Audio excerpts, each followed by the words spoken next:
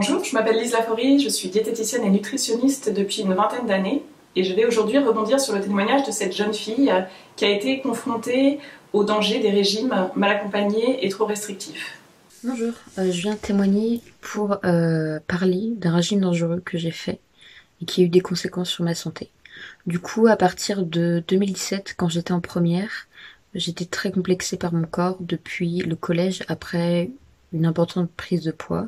Je faisais 60 kilos pour 1m62, ce qui est plutôt normal et plutôt dans la norme. Du coup, après avoir téléchargé une application qui traque les calories, parce que j'avais appris que en mangeant moins, on pouvait perdre du poids, je mangeais 1000 à 1200 calories par jour. Je mangeais pas le matin. Arrivé le midi, j'étais au bord du malaise parce que je mourais de faim. Et du coup, j'étais devenue très agressive, très fatiguée, j'étais désagréable. Et quand je faisais du sport, j'avais la tête qui tournait, elle me faisait mal. Du coup, c'était pas possible pour moi, j'avais presque pas de muscles.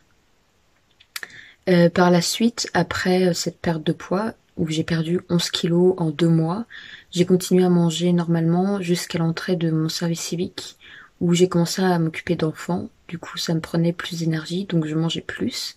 Et c'est après avoir pris 4 kilos que un collègue m'a fait remarquer que j'avais pris du poids, que j'ai voulu recommencer à m'en manger. Donc j'ai commencé et au bout de quelques jours, je me sentais très fatiguée, j'avais faim tout le temps. Et au bout d'une semaine, un matin où je m'endormais littéralement debout, je suis allée dans un bus rejoindre une amie et j'ai fait un malaise vagal.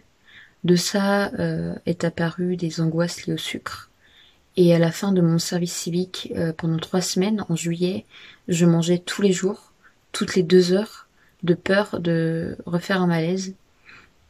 Et du coup, en octobre, j'avais repris 6 kilos et je me sentais vraiment mal dans mon corps.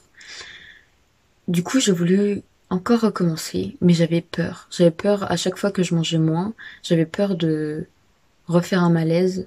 J'avais toujours l'impression de pas manger assez de glucides. Et c'est en janvier cette année que j'ai recommencé à avoir un régime alimentaire meilleur pour ma santé. Donc, je mange toujours pas assez parce que j'ai fait 2 hypoglycémies, mais je mange mieux qu'avant. Et je sais que c'est un travail que j'ai à faire sur moi-même.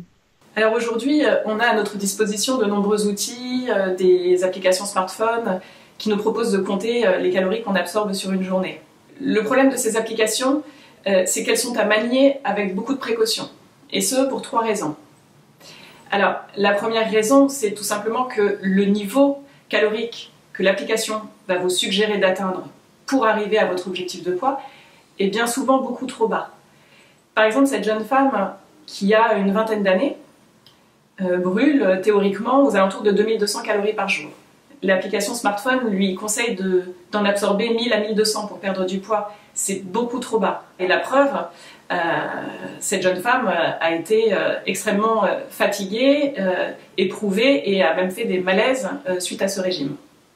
Lorsque l'on brûle 2200 calories par jour, il n'est pas nécessaire de réduire son alimentation de façon aussi importante. 1800 calories par jour auraient été largement suffisants pour une perte de poids durable, raisonnable et qui ne l'aurait pas affamé et ne l'aurait pas frustré. Le deuxième point, c'est que ces applications-là prennent en compte le nombre de calories absorbées, mais pas du tout l'équilibre alimentaire. L'alimentation, c'est des calories, mais c'est aussi des protéines, des lipides, des glucides, des vitamines et des minéraux. Ça, cette application n'en parle pas. Le souci de cette jeune fille, visiblement, c'est qu'elle a beaucoup trop réduit son apport de glucides. La preuve, elle parle d'obsession de sucre et puis elle fait une hypoglycémie et un malaise.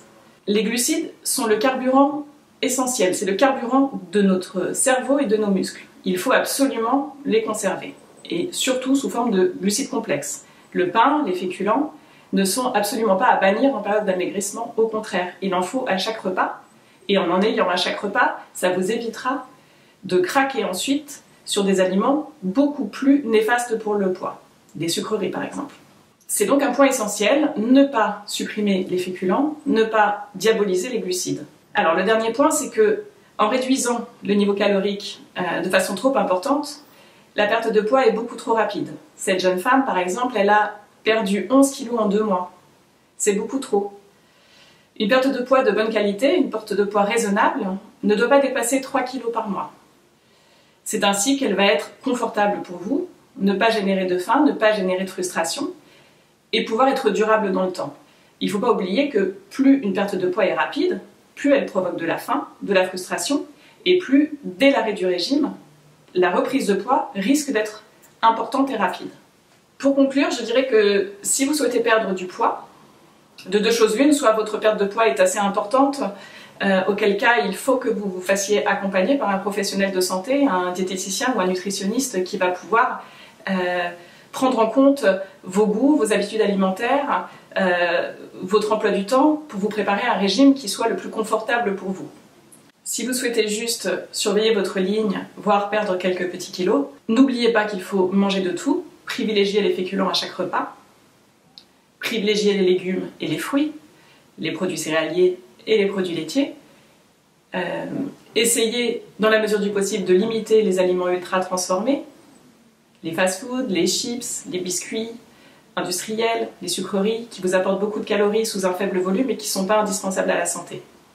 Mais néanmoins, n'oubliez pas de vous faire plaisir et d'être à l'écoute de vos sensations alimentaires, de votre faim et de votre satiété, qui sont de très bons signaux indicateurs de vos besoins caloriques et de vos besoins en nutriments.